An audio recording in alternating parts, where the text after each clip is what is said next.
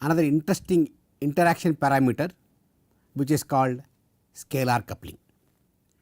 I discussed a lot about scalar coupling and I did mention it is covalent bond mediated interaction.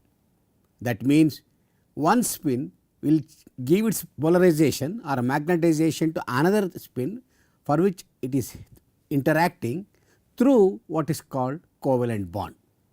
And there are several features I discussed about the scalar coupling, including the scalar quantity. One spin can exhibit homonuclear coupling, heteronuclear coupling, and one spin can simultaneously experience several couplings of different interaction strengths, and then one spin, when it interacts with another spin, there is a multiplicity of the transition because of splitting of the energy levels, and as a consequence there will be complex multiplicity patterns.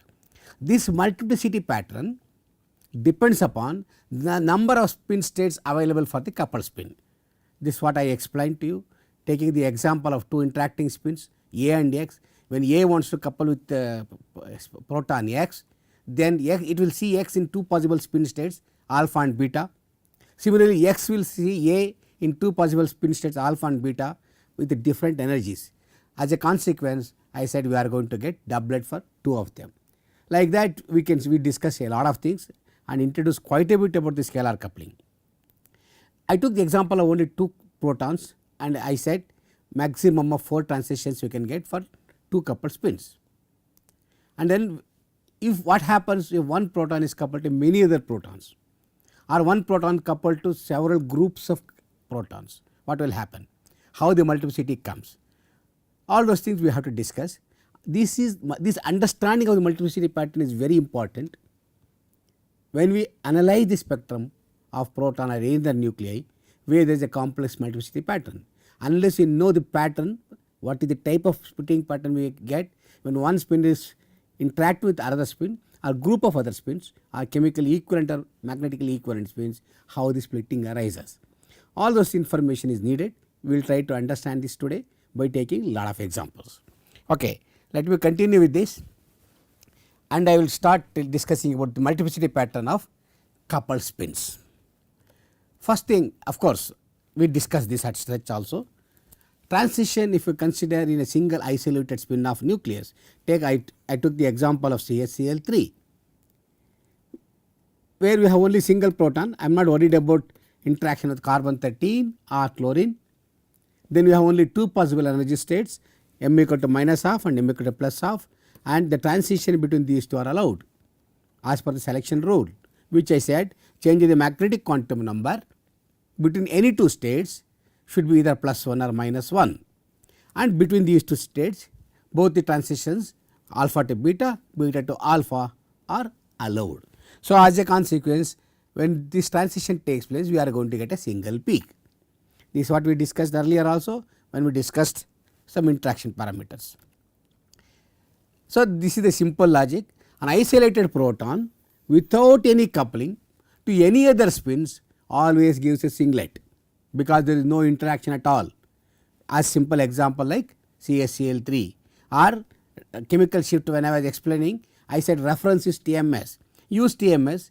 If it does not interact with any of your molecules, all 12 protons of tetramethylsilane are magnetically equivalent. As a consequence, it gives a single peak even though there are 12 protons. Like this, when there is a single proton or groups of protons which are chemically or magnetically equivalent, if they do not interact with any other spin, you are going to get a singlet. It is a uncoupled spin. It is called uncoupled spin. Now we will understand how do we get the transition when we have more number of spins. Simple example, after a single spin it should be 2 spins. When we take the example of transition in 2 spins, these 2 spins could be interacting or non-interacting. That means they can be coupled or uncoupled. They are not coupled at all. If they are coupled, that means there is a scalar coupling interaction between them. If there is no coupling, the interaction GAX is 0. However, there are 2 different spins. Chemical shifts are entirely different. Delta A and delta X are 2 different protons, 2 different chemical shifts, one for A and one for X. I have assumed a situation JAX equal to 0. That means there is no coupling at all. An hypothetical molecule we will consider here, proton A and proton X, and we assume there is no coupling between them. In such type of molecule there will be cis trans coupling, we will not worry about that. For this special case we assume there is no coupling and JAX is 0. When I look at this spectrum of this, for example, X proton, it gives rise to a single peak. A singlet is detected for X. What about A proton? A also gives rise to a singlet because there is no interaction between A and X, and I take this intensity as 1. There is no splitting. If one proton is there, I told you the intensity corresponds to the proton count. Earlier I said when I was discussing chemical shifts. So each of them is a single proton, A is single proton, X is single proton, we get only equal intensity peaks, one peak for each of them. If I assume the chemical shifts of X, delta X is very much larger than A, that is the condition we have to consider for A spin system, we will discuss later. Then if I assume the condition, chemical shift of X is more than that of A, delta X is larger than delta A, then I can simply say this is the spectrum we get for two uncoupled spins, one for X and one for A, two singlets of equal intensity. Now what will happen? Transition into weakly coupled spins, in which case chemical shifts are different, A and delta X, like in the previous example they are different. But in this condition I am assuming JAX is non-zero, that means there exists an interaction between A and X. Further, I have assumed the condition chemical shift difference between A and X spin. If A is here, X is here, I can calculate what is the chemical shift of A and chemical shift of X and take the difference between these two. I call it as delta chemical shift difference between A and X spins, and I assume this to be very much larger than coupling constant. This is the assumption. Now let us see what happens to this type of interaction when for two spins which are weakly coupled. But remember one thing I want to tell you, interactions in NMR are always mutual. That means if A spin is interacting with the X spin in a molecule, X is also interacting with A. The interactions are always mutual. Now if proton A is coupled to X, proton X is also coupled to A. It is a mutual interaction. If peak of proton A is split into a doublet because of X, then obviously the peak of proton X is also split into a doublet because of A. Proton A will see X in two spin states, similarly proton X will see A in two spin states, each of them will be a doublet. So interaction is always mutual, that you must remember. Now when there is a coupling pattern, what is the type of coupling pattern we are going to see between two non-equivalent spins? They have to be non-equivalent. As I said, if they are equivalent there won't be any coupling.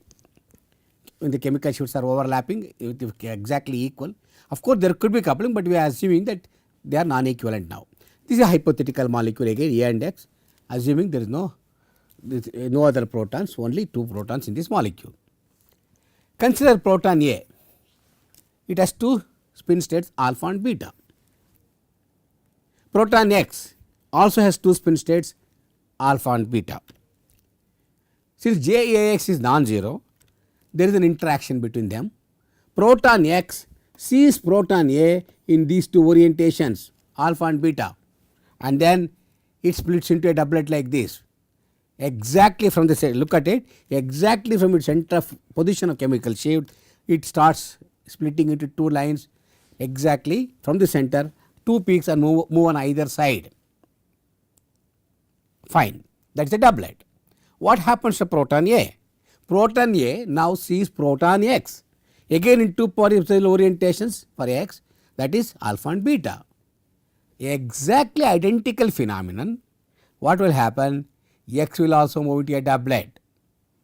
Two peaks it gives exactly from the center. One peak moves at equidistance to the right, other peak moves at equidistance to the left. And if you measure this separation, that is called JAX, coupling constant between A and X spins. Since the mutual interaction is mutual, as I said, if this is JAX, This also has to be JAX. There is no difference because interaction strength should be same because they are interacting equally. Both A interaction with X, interaction with A are identical strengths. So, this is how when we have two protons, if there is a non-zero J coupling, each of them will give us a doublet. Please remember, center of this doublet correspond to respective chemical shift. If this correspond to X, the center of this correspond to chemical shift of X. If this doublet corresponds to A, center of this doublet corresponds to chemical shift of A. Okay, that is how it is. Interestingly, you have to see one peak split into two with equal intensity 50-50. This is the equal intensity peak. So, total intensity should remain same, that is what I said. So, one peak split into two, now intensity has come down by half for both of them. This is the pictorially you can understand this. The proton A and proton X both are there. So, when proton X and if you consider proton A, this is because of X has two lines, one goes to the right, other goes to the left, equidistant. This is called J by 2, this is called J by 2, where J is the interaction strength between A and X, and exactly center is the chemical shift of A. Same way, if I look for the X will see A in two states. So, again it will have two peaks, one move to the left, one move to the right with identical strength. This is how in reality I am showing for individual protons, but in reality both will be simultaneously present. As a consequence, you are going to get two doublets. When two protons are coupled to each other, you are going to get two doublets. Okay? Two non-equivalent spins, when they each proton will split into a doublet with identical separation, and intensity is equally divided into two peaks, 50-50% will be intensity, and the separation of this doublet is the measure of your coupling strength, JAX. That is the thing which you should remember. Okay. As I already said, center of this doublet gives corresponding chemical shifts. How the spectrum of two coupled spins is seen in a real spectrum. In reality, consider a molecule like this. A real molecule, there are only two protons. Of course, OMe is there, methoxy groups. We will not look at that spectrum. Only spectrum corresponding to two protons of the phenyl ring. If you consider, you get two peaks, one here, which look each one for A proton, one for X proton. If the coupling was not there, each would have been stringlet at the center, but now because of the coupling, it is becoming a doublet. Okay. A will see X into two spin states, X will see into two spin state, and this separation measures gives you JAX. It is a real spectrum, reality, not a hypothetical spectrum of the stick plot which I did earlier. This is a real spectrum of a molecule. Now, there will be more complex multiplicity pattern. In reality, you are not going to see only this type of simple doublets. Very complex multiplicity pattern will come. We will see what are the more complex multiplicity pattern, how do we see that. Before that, I want to tell you what is the splitting pattern we get by using what is called a family tree approach. When one proton is coupled to n other protons, and each of them should be chemically non-equivalent. One proton, let us say proton 1 is there, it is coupled to other proton 2, 3 and 4 etc. Then what will happen is each is split into the because of its coupling with the other one with the different strengths, and you can generate this multiplicity pattern by using what is called a family tree approach. That is what I will show you now. Let us say one proton is coupled to two protons. I consider this is the proton A, M and X. Let us look at the proton X, which is highlighted here, the colored one. This is the singlet. Assuming there is no coupling between A and M, it has to be a singlet with intensity what? 100%, or take it 1, intensity is 1. This X can couple with A, 3 bond coupling is there, cis coupling, and because A can have two possible orientations individually, then X will split into doublets. Now, what is the intensity of the doublet? This total intensity has been divided into 2. So, it will become half, 0.5, 0.5, and the separation is coupling between A and X. What is happening to the third proton M? It is not sitting idle, that can also couple with X. Okay. Now bring the coupling of X with M. M has again two possible orientations, alpha and beta. What will happen now? This each of these doublet lines split further into two lines. 1 became 2, now 2 became 4. What will happen to the intensity now? Again it has to get distributed. So now the intensity become this separation, of course is coupling between M and X, this is coupling between A and X, and this separation between M and X. Again intensity now is 0.25, 0.25 and 0.25, 0.25. But as I told you, the total intensity should always match with the uncoupled proton. This is how you can generate the multiplicity pattern using the family tree approach. You may ask me a question, I saw only proton X here. What happened if I look at the signal for proton A and proton M? It is also possible, right? And when I see proton A, it will couple to X and it will couple to M. When I see proton M, it will couple to A and it will couple to X. So identically what is happening is similar pattern is going to be observed at the chemical shifts of protons A and M. Now at the chemical shift of proton X, we saw 4 lines because of its coupling with A and M. But now if I go to the chemical shift of A, at the chemical shift of A, we have again 4 lines because of A coupling with M and X. At the chemical shift of M, again you get 4 lines because of M coupling with A and X, and this is the similar pattern you are going to get. Okay, that is how when 3 protons are coupled to each other, each proton will give 4 lines. So 3 protons together will give rise to 12 lines, 12 peaks you are going to get. What happens if I extend this molecule? Let us say we have 3 protons, 1, 2 and 3. Now I have added one more P. AMX was there, I added P. How does the spectrum come now? Extend the logic same way. X will couple to A, becomes a doublet. It will couple to M, become doublet of doublet. This separation is JAMX, this is JAX. Coupled to P, each will be further split into half. Then this becomes JPX.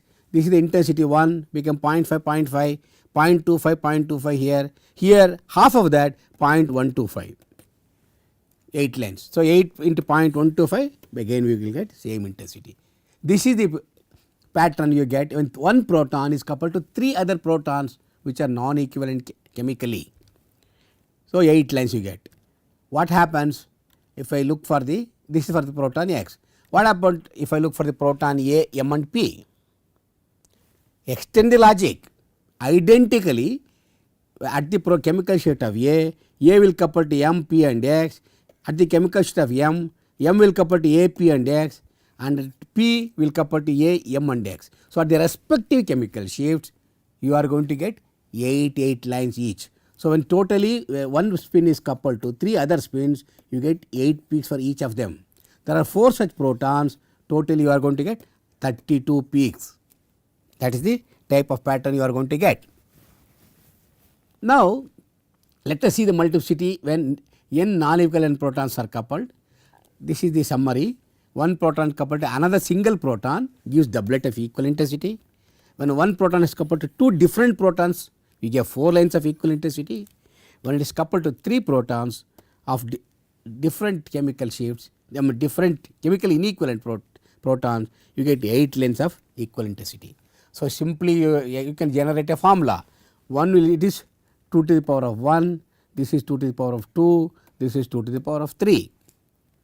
2 to the power of 1 is 2 lines, this is 4 lines, this is 8 lines. So the number of peaks which you are going to get when one proton is coupled to n other protons is given by 2 to the power of n. The splitting generates 2 to the power of n lines.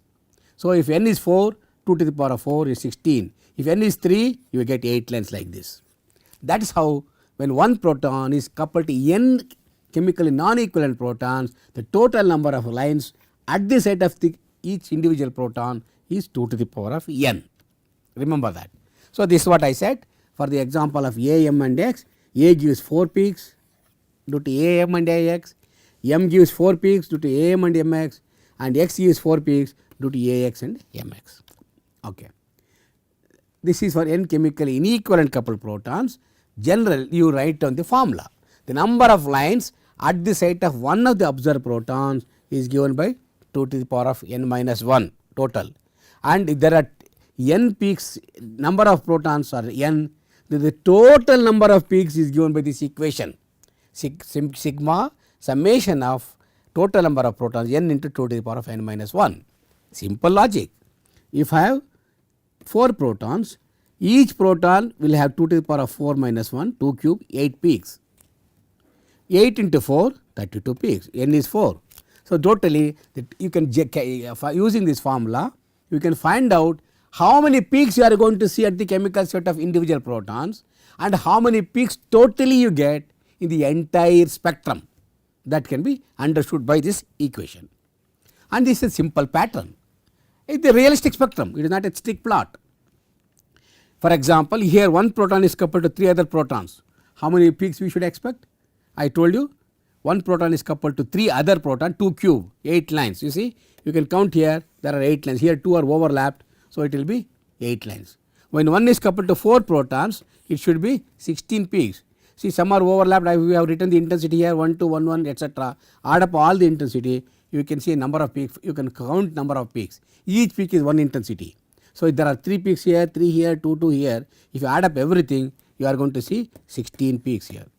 If one is coupled to 5 protons, you are going to get 32 peaks here. That is the reality. Okay, this is a real spectrum. How you get this is at the site of one proton. Then the entire spectrum, for example, 32, there are 5 protons. If one is coupled to 5, there are 6 protons. Then 32 into 6 is the total number of peaks you get in the entire spectrum. This is the simple formula you should understand. You understood now the simple multiplicity pattern, how we generate using the family tree approach, and the formula we obtained about getting the number of peaks at each chemical site of proton and total lines in the spectrum. Here now I am going to introduce another term called active and passive couplings. What is an active coupling and what is a passive coupling? Look at the number of protons I have written here. There are 5 different protons, all are chemically inequivalent. I have numbered it 1 2 3 4 and 5. Proton I am going to see, and I am sitting at the chemical shift of proton 1. The chemical shift of the particular proton which I am seeing is called an active spin. Remember, this proton which I am observing is an active spin. Then the remaining are passive spins. If I go to the chemical shift of the proton 2, then that is active spin, the remaining are passive spins. Now let us see, I go back to this, I look at the proton 1, that is an active spin. To me, all the remaining 4 are passive spins. Now what will happen? One can couple to 2, one can couple to 3, 4 and they are called active coupling. For the active site at the proton 1 which we are detecting, for the active spins, for the active spin all the remaining passive spins are coupled, that is called active coupling. Remember the statement, coupling of active spin with all the passive spins are called active couplings, which you are going to see at the proton site, at the site of this proton 1. And for that matter one coupling may be 0, it may not exist, does not matter. But these type of interactions, coupling of 1 2, 1 3, 1 4 gives multiplicity at the site of proton 1. How many multiplicities you get now? Because it is coupled to this become doublet, doublet of doublet and doublet of doublet of doublet, 8 lines you get. Because one coupling is absent, at the proton chemical shifts you get 3 couplings, they are called active couplings. Now what will happen to the other things? Other coupling is there, 2 5 is coupling, there is a coupling between 2 and 5, 3 and 5, 2 3, all other couplings are there, many other couplings are there. They are called passive couplings. Please remember, they are called passive couplings. These passive couplings are not shown at the chemical site of proton 1. At the chemical site of proton 1, these passive couplings are not seen. You understood? Active coupling is the one where at a particular site of the proton you go, that is active proton. With respect to that, all other couplings of the passive spin is seen, that is called active coupling. Whereas all other couplings apart from this proton, remaining other passive couplings among the passive protons are not seen at the chemical sheet of proton 1. This is a simple logic you should understand. You may extend this logic. What happens instead of proton 1 I detect proton 3. Now what is my active spin? My active spin is proton 3 and 3 can couple to 2, 1, 5 and 4. So there are 4 active spins of coupling strengths different. These are all called active spins and these couplings will be seen at the chemical sheet of proton 3. So proton 3, when you analyze that spectrum multiplicity, you get 2-3 coupling, 1-3 coupling, 5-3 coupling and 4-3 coupling. What about the other things like this 2-5, all other remaining proton couplings, they are called passive couplings and these passive couplings are not seen at the chemical site of proton 3. Now you understood what is the difference between active spin and passive spin. Active spin is the one which is detected or at the chemical sheet of the particular proton, and that proton when it is coupled to remaining protons which are called passive protons, that coupling is seen at that particular chemical shift, whereas coupling among the remaining spins are not seen there. So for that you have to go to particular chemical shift of other passive spin. That is the important concept. This is the concept, this concept has to be very clear for you. If you have to analyze a proton NMR spectrum or any NMR spectrum, active and passive coupling is important. So if I look at the proton 1 and if I want to see the coupling 3-4, you will not see that. You cannot get it because there is a passive coupling. So you should know the difference between active coupling and the passive coupling. Okay. Active and passive coupling is a homonuclear coupled spins. I will show you. For example, this is a molecule A, M and X. Realistic spectrum we will take. I will give you an example now what is happening for active coupling and passive coupling. I am looking at proton A. This is chemical sheet of proton A. That is an active spin. So what are the couplings you get here? You get the coupling between A, proton A with M and X. So you get coupling AM and AX, they are active couplings. What is the coupling between M and X? See, we are detecting a coupling between these X, M and X, they are passive coupling. That passive coupling you will not see at the chemical sheet of the proton A, which is active spin. Passive coupling MX is not seen, other two couplings are seen, they are active couplings. Okay. This is how we can measure. Now let us go to the M. Now this is the chemical sheet of M. What are we seeing here? At the chemical sheet of M, we are going to see active couplings AM and MX. They are the active couplings. What about the coupling between A and X? They are passive spins. That passive coupling is not seen at all. Okay. Go to the next one, proton X now. This is the chemical sheet of proton X. That means that is the active spin. At the active spin proton we get AX coupling and MX coupling, but the AM coupling passive is not seen. That is how we can start analyzing, and we know what is the active spin, what is the passive spin and what are active coupling and what are passive couplings. This information is essential. You should understand this, only then you can interpret the spectrum, analyze and extract the coupling. You cannot look at this one at proton A and start looking for the MS coupling, you will not see. This is a very important concept, you must remember. Okay. Let us see active and passive couplings in a heteronuclear coupled spins. I will show you an example. Let us take the example of 13C labeled dibromofluoromethane. This is the molecule. Okay.